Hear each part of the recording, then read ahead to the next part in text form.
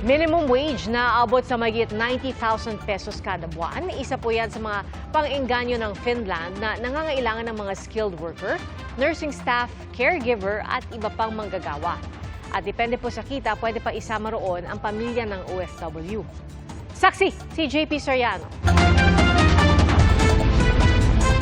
3 taon nang nagtatrabaho bilang seaman sa Europe si Rodolfo. Nang matapos ang kanyang kontrata, bumalik siya sa Pilipinas dahil nais niyang makapiling ang pamilya. Pero dahil kailangan na niyang magtrabaho ulit, naghahanap si Rodolfo ng bansa at employer na may benepisyong pwedeng maisama ang pamilya sa abroad. Pag doon ka nagtatrabaho, nandyan yung pamilya mo. Diba? Sarap magtrabaho pag nandun, malapit ka lang sa mga pamilya mo. Tamang-tama dahil ang pagsama sa pamilya ng isang dayuhang manggagawa ang isa sa mga inaalok na benepisyo ng bansang Finland na pumirma ng Joint Declaration of Intent o JDI sa gobyerno ng Pilipinas. Ang Finland kasi may pulisiya na kapag may sapat na kita ang isang dayuhang manggagawa, papayagan ng kanilang gobyerno na isama ang pamilya at manirahan doon habang nagtatrabaho ang isang foreign worker. Hahanapan din ng trabaho ng Finland ang asawa ng dayuhang manggagawa at pwedeng mag-aral sa kanilang bansa ang mga anak.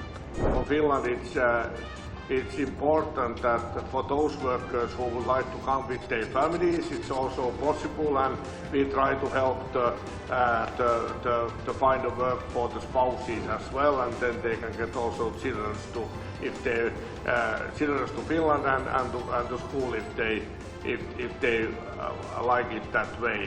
Ang kakailanganin ng Finland, mga skilled workers, hotel at tourism workers, restaurant staff, manggagawa para sa information technology o IT, at healthcare workers gaya ng nursing staff at caregivers. Ayon sa gobyerno ng Finland, mahalaga sa kanila ang labor equality.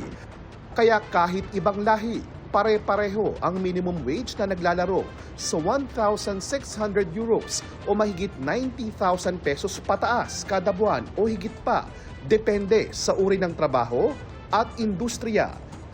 Kasama rin sa pinirmahang kasunduan ang upskilling ng mga Filipino healthcare worker.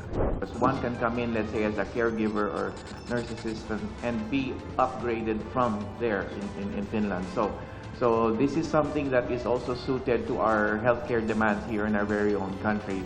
Paalala ng DMW sa publiko, huwag papatol sa mga trabahong inaalok sa social media. Mag-ingat sa mga illegal recruiters at tanging sa DMW lang mag-check ng anumang uri ng trabaho abroad. Para sa GMA Integrated News, JP Soriano, ang inyong saksi. Ang bet na pinakbet ng mga Pinoy, tampok, sa Talong Festival. Sa Villasis, Pangasinan po yan. At bawat barangay, kanya-kanyang diskarte sa pagluluto ng iba't ibang bersyon ng pinakbet. Meron yung may sabaw, may sinahugan ng bagnet, at meron din niluto sa kawa.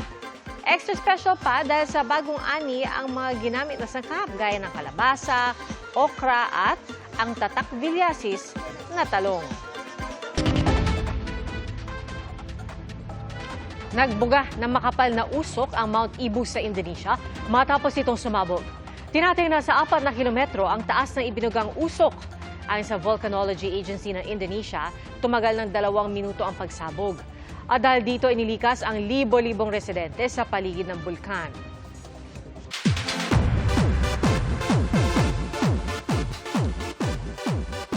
Nakilala na kung sino ang killer sa mystery murder series na Widow's War na matatapos na po bukas.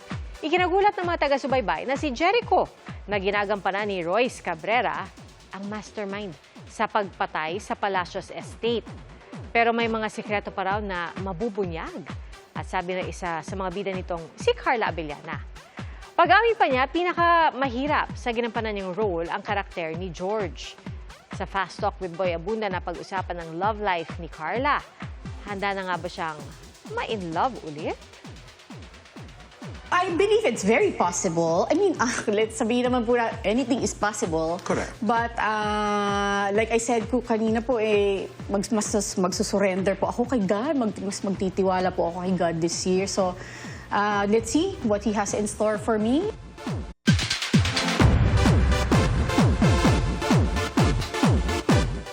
Philo Carats, cheers! Dahil 17 is right here para sa kanilang concert ngayong weekend. Ang dating miyembro naman ng Big Bang na si Top, ipinaliwanag ang kanyang pag-alis sa grupo. Ating saksihan. Welcome to the Thanos world. Siya si Player 230 o Thanos, isa sa mga pinaka-pinag-usapan at minahal na karakter sa hit Korean series na Squid Game 2. Ginampanan ito ng dating miyembro ng Big Bang na si Top o Choi Sung-yoon. Sa kanyang unang interview matapos ng isang dekada, ibinahagi niya na noong una ay nag-alinlangan siya sa role dahil halos sinasalamin daw nito ang kanyang nakaraan. Pero tila tadhana raw ito, kaya nag-audition siya at nagustuhan naman ito ng direktor. Umani ng mga magagandang feedback ang kanyang pagganap bilang Thanos. Sa unang pagkakataon din, ipinaliwanag niya kung bakit siya umalis sa Big Bang. Anya, pakiramdam niya, wala na siyang karapatang manatili sa grupo. Wala na siyang koneksyon ngayon sa ibang miyembro, pero buo pa rin daw ang suporta niya sa kanila. Nagpakita rin ng all-out support ang fans para sa kanya online. At sabi pa nila, you're welcome back home wherever you are. Feeling adjunize naman ang Philo Carats sa pagbabalik Pilipinas ng God of Music na 17. Narito sila para sa kanilang 2-night concert sa Bulacan sa weekend bilang bahagi ng Right Here Tour. Hindi na makontain ng fans ang excitement kahit mga team bahay gaya ni Megan Young. May sarili siyang concert kasama kanyang asawang si Mikael Daes. Mensahe ni Megan sa kanyang fellow Carats, maghoranghe na lang daw sila para sa kanya. Biro naman ni Mikael sa kanyang performance, "For she is shaking." Sabi naman ni Megan, shaking from laughter. Salamat po sa inyong pagsaksi. Ako si Pia Arcangel para sa mas malaking misyon at sa mas malawak na paglilingkod sa bayan. Mula sa GMA Integrated News, ang News Authority ng Filipino.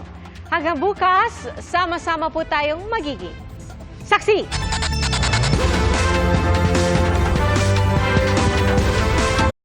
Mga kapuso, maging una sa saksi. Mag-subscribe sa GMA Integrated News sa YouTube para sa iba't ibang balita.